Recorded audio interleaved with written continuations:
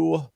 Hey, everybody. The Warchant Top 40 rolls on. I'm Aslan Hajivandi, joined by the founder, administrator of Warchant.com, the ultimate Seminole sports source, Gene Williams, as well as Jeff Cameron, wildly popular radio host of the Jeff Cameron Show, 93.3 FM, as well as Warchant TV. That's this YouTube channel, 1 to 3 o'clock, Monday, Wednesday, Thursday, Friday. Gene's being awesome, everybody. He wants you to come hang out over on the website he's had running for like over 20 years now. FSU1, it's a promo code. Use that. You get 2 months full premium access to warchant.com. You can also check out all the other rival message boards and get involved in the conversations for only $1 for 2 months. FSU1, use that promo code. Gentlemen, thanks for being here. We are tasked with summarizing the upper crust of this top 40 this season, which is picks 6 through 10. We'll pop them up on the screen here. Before we kind of dive into maybe the more elite playmakers of this elite bunch, I just want to tip my cap, gentlemen, if you don't mind, to Maurice Smith. He's still here all these years later. They keep trying to bring guys in to scare him away. He's like, I'm fine with it. He's going to be the starting center for what we think is going to be a much improved offensive line.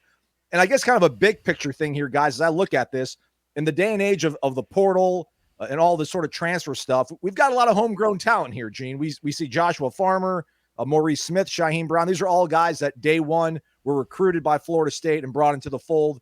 And for me, I think that's a pretty cool thing. Yeah, it's a real cool thing. It's funny about Maurice. I think Maurice is exactly where he should be. I like that spot for him, right about 10. But to me, and I'm curious on your guys, you can shuffle 1 through 9. Literally, you could put any of these guys at 2 or 3 or whatever. I wouldn't have a problem with it. I mean, I think there's so much, it's so close in that realm from that group, which is, it speaks to, I think, 2 things. First, the fact you have some really good depth on this team. But second of all, maybe you don't, on the other side, maybe you don't have that elite guy. You don't have the Jordan Travis. You don't have, Keon Coleman. One of these guys are going to just jump off the page to you. So it's an interesting dynamic trying to figure out these top 10 players.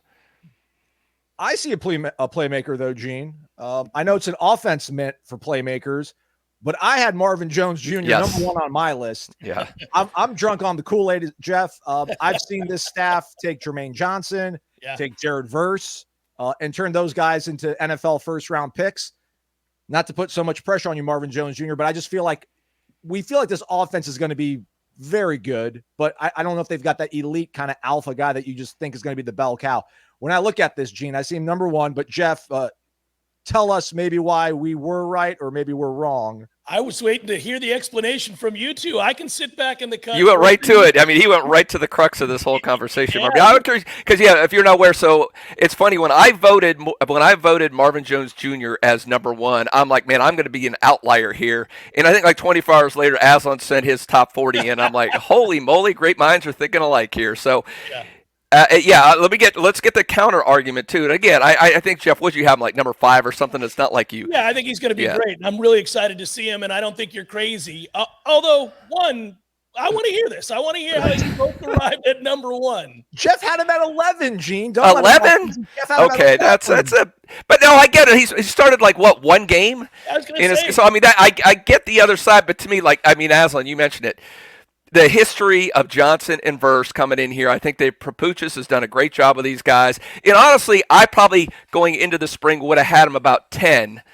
But then all of a sudden, I saw what I saw in the spring, and I'm like, holy crap, this guy's got a ton of talent. Got to remember, I think one of the services had him as the number 2 defensive end in the nation in 2022.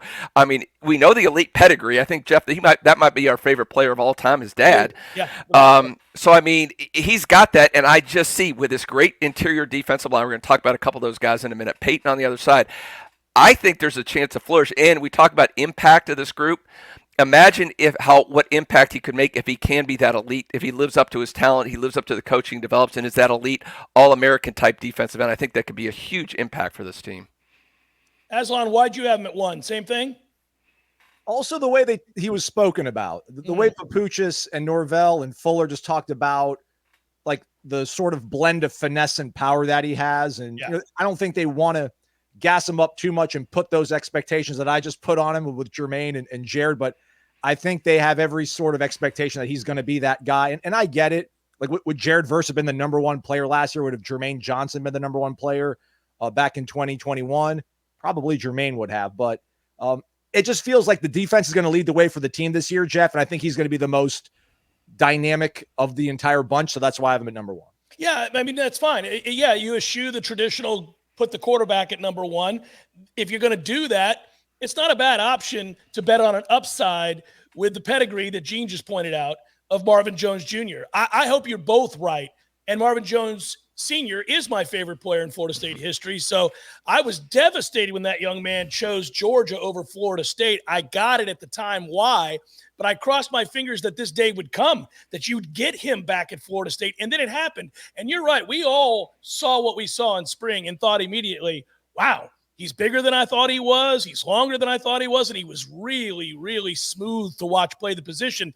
If it all comes together and the light bulb goes off for him, absolutely he could be a superstar for this team. So it's not crazy. I wasn't willing to make the leap that quickly because, as Gene pointed out, he's only ever started one college football game. But maybe he becomes the superstar that we're all rooting for. Lord knows the physical traits are there. Granted, the one game he started was the SEC championship game, which is the game that Georgia lost. So maybe I should have taken that into consideration when making my pick here, Jeff. But, again, as we flash this up here on the screen, Gene, to see 3/5 of this segment being defensive linemen, what does that portend to for this season, and how encouraging is that for you if you're a Florida State fan watching this video right now? Oh, I freaking love it. I mean, to me, it's all about the trenches, man. To see that strength, I mean, how far this team has come from what we fielded just a few years ago, and to have four guys as starters across the line that I think are just as good as anybody in the nation. That's really exciting. So yeah, I mean, we mentioned Marvin Jones, a big unknown. I think the other one to me is Daryl Jackson, because I remember last year.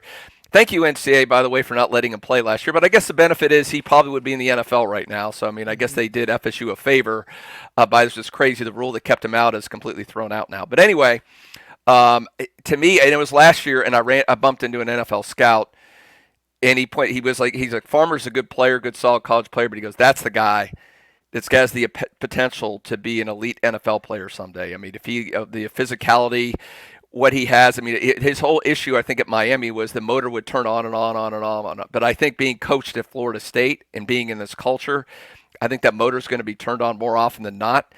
And again, with that defensive line, you can't be doubling people up. And what is he up to, 330 pounds now?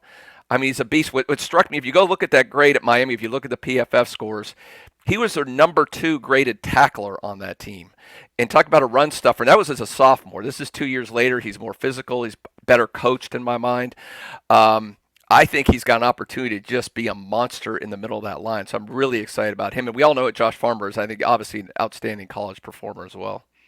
Jeff, I think everybody likes the way Daryl Jackson looks coming off the bus, but I didn't want to fall prey to it. But you're a guy that as soon as he got to campus, you kind of tabbed him as a guy that could potentially be a real big difference maker. What is it about Daryl Jackson that maybe we haven't seen or talked about yet you think that's worth mentioning when discussing his talents? Well, you can't teach real quick, you had him number 5 on your list. Yeah, you can't teach that size. I mean, he's 6'6", as Gene just pointed out, 330 pounds, but he moves really, really quick. He's got great bid. He plays with leverage. He just doesn't do it all the time. And this is the time to go make your money, Daryl Jackson. I'm telling you now, go make your money, because if you play to those physical tools and that what for that he has, we see it from time to time in practice where he dominates the drills. And you realize that when he decides to turn it on, you cannot block him. This could be a huge, huge, huge season for him. He could be a first-round pick for certain if he goes ahead and realizes that potential. And I think he will. It seems to me that there's a common theme, a through line here lately when we have these discussions about players' potentials and why we have them ranked where we do. And it seems like the light bulb has gone off for some of these guys and maturity levels have grown. That's something we talked about with Patrick Payton. Like, this was an immature, sort of hot-headed kid when he got here. Now he's a guy who accepts a leadership role, who I think has taken another step forward. Daryl Jackson's got to do that now. He's been here long enough, right? He went through last year. I thought it showed great maturity to not be eligible to play and still go to practice every day. You know how hard football practice is? And to never be able to play? That would be tough to remain focused day to day, week to week, stay eligible, all those things. So I think he really grew up last year. Now he's got a chance to have a huge impact on the field and make him and his family a ton of money. I had Shyheim Brown highest of the 3 on the panel here today. I had Shyheim as high as 5. Jeff had Joshua Farmer the highest on his ballot out of the 3 of us. He had Joshua Farmer at number 7 on his ballot. Again, 2 guys, true freshmen came in here straight out of high school. I think Farmer might have actually been the first high school commitment that Mike Norvell received as the head coach at Florida State. So it's cool to see those guys now, as their time has arrived, be so high on this list. I've got really high hopes for Shyheim. I mean, I know we keep talking about Azaria to a much deserved degree, but I really think Shyheim could possibly be the best defensive back they have. And again, I just think it's really cool when the guy that had no offers, had no stars by his name, a Florida State alum, gives a shout out to Coach Mike Norvell and says, this guy would have played in my heyday, Brian Allen, that is.